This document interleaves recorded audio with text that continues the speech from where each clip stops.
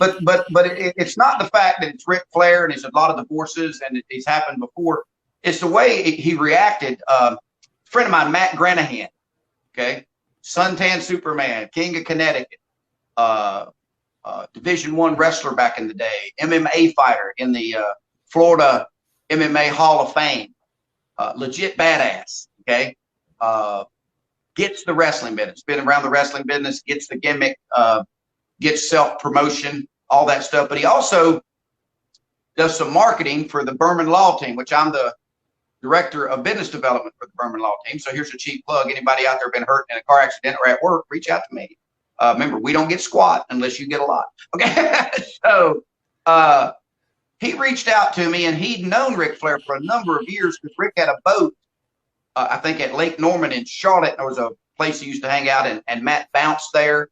And Matt's a cool dude, man. He goes straight down the throat of these gorgeous women, and buddy, he beat them off with a club. I mean, just gorgeous women. So him and Rick, kind of bonded on that level. So he reached out to me in December, and his phone had gotten broken. And he said, the Berman Law Team, they have a world-class podcast studio. And they've realized that the future of advertising is podcast. You know, Joe Rogan's got 7.5 million viewers, more than Fox News or CNN put together. So Matt hosts their podcast. So found out the Bermans, a lot of the guys in the office, the lawyers and legal people was a Ric Flair fan. So he wanted to have Ric Flair on the podcast. So I'd gotten Rick booked for the Country Santa years ago in Liberty. So I said, man, I can give you the number that I got for him. I don't know if it's still good or, but it was. Okay. So he talked to Wendy and he talked to Rick about, coming on board or whatever. And then in the meantime, Ric Flair's Ric Flair. He reaches out to Matt by text and says, hey man, you remember that gorgeous woman you was hanging out with in Colombia and all that stuff? Are you still with her? He said, no, but I'm hanging out with this girl from Jamaica or Colombia. What a beautiful woman. Rick asked him for some pictures and all that shit. Matt sent him to it. It's Ric Flair. Okay, it's the Nature Boy. 10,000 women. Talks about it on the promo and off of a promo. Betted 10,000 women. I'm sure not all of them were single. So what happens is Rick's wife, Wendy, looks at his phone. Oh, Jesus. Comes unglued. Okay, so happens is they're now separated. You're going to get a divorce. And Matt has kind of latched onto this because maybe part of it, the reason, and that me inadvertently and Matt Granahan directly as being the cause for Ric Flair's 5th or 6th divorce. Jesus so Christ. Rick sends him these threatening texts and all kinds of stuff, man. And it says you never called Wendy because he told Matt to call Wendy and tell him that he accidentally sent him those pictures and videos and all that stuff. And like I interviewed Matt the other day, I always circle back and go, this is not the priest at church that you sent these pictures to and he's being naughty. It's Ric Flair. Okay.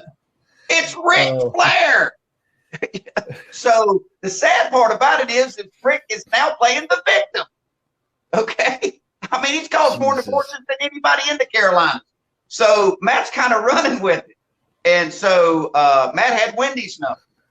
And Matt's a good looking dude, man. He's 6'2", 240 pounds. He, like I said, he's a sun god. He calls himself Suntan Superman. So he sent her a picture of himself in the pool. And Wendy immediately responded, and they got to talking back and forth about maybe having mimosas and all this other stuff. And Wendy does like women do. She showed Rick to make him jealous. Okay. Rick blew a gasket. I mean, he really blew a gasket. So he called Matt from a private number and told him, man, we got to do this.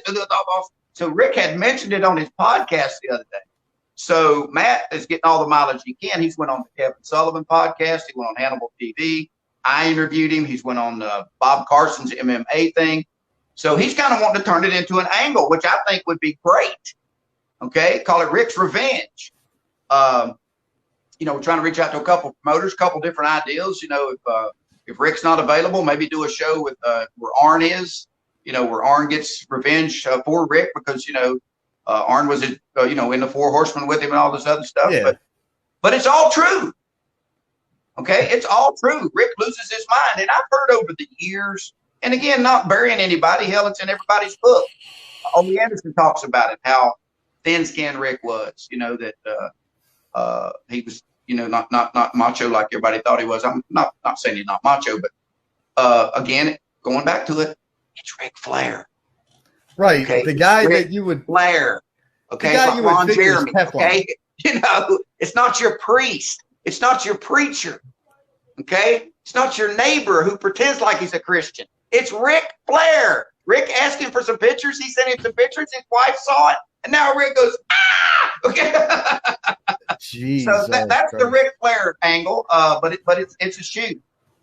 And Matt is great at promoting Matt. well, He and I met several years ago when we were roasting Dan Severn, UFC Hall of Famer and the NWA wrestler. You know, Dan the Beast Severn. Dan Yeah, the Beast Severn. And I know Dan Severn. I was part of the roast, and me and Matt just clicked. He's me on steroids. I mean, he's not on steroids, but he's jacked up to here as far as the character. But he gets it. You know what I mean? He doesn't mean, and he said this over and over, he doesn't mean any ill will to Rick or Wendy or anything. He wishes them the best and all that stuff. But you know, he's running with it, which I don't blame him. And you know, if Rick was smart, that's $5 million worth of free publicity. But you know, he's just not responding the way that Matt thought he would. You know, but he did respond the way Matt thought he did until he got caught. Yeah. So you know, a lot of guys go, "Honey, I'm sorry." Well, are you sorry, or are you sorry you got caught? Yeah, exactly. Exactly. And So I'm that's sure my most 3-minute or shoplifters feel the 4-minute or same way. 5-minute rant on Ric Flair. But and again, you know, I don't risk Rick any ill will or anything like that. So you know, it is what it is, and it turned out the way it turned out. So.